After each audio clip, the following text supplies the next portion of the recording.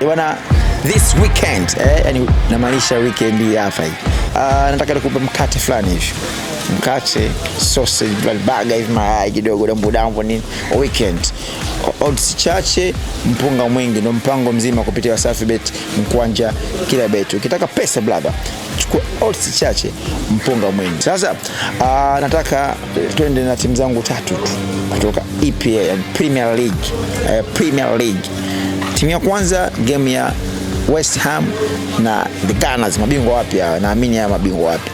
The way Arsenal jinsi inavyocheza, kuanzia kwenye kuzuia kwao, kwenye kutengeneza mashambulizi, uimara wao, na hakika Arsenal kwa sababu kikubwa zaidi kichonitisha Arsenal mtoka msimu huu umeanza, ameruhusu goli dhidi ya Liverpool, ameruhusu goli dhidi ya City, ameruhusu goli dhidi ya Newcastle United.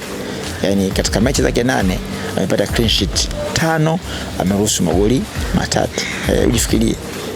Na sifa ya bingwa lazima iwe namna hiyo. Kwa hiyo mimi hapa naondoka na the Gunners mazima kabisa, nampa ushindi mazima bila pressure na out. Baada hapo United Sunderland brother, safari bana sio kinyonge. United kumbuka wana mechi 2 mfululizo ndani ya Old Trafford hawajapoteza, dhidi ya Burnley, dhidi ya Chelsea, na hiyo inakwenda na Sunderland, na hakika United wanapiga hat-trick mechi 3 bila ya kupoteza kwenye dimba la Old Trafford.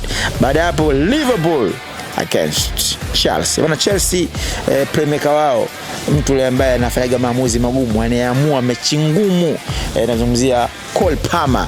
Mara nyingi ukisikia mechi yote Chelsea inakuwa ngumu, ukisikia matokeo yake ngapi bwana Chelsea kashinda, basi hapo alikosekana jina la Cole Palmer.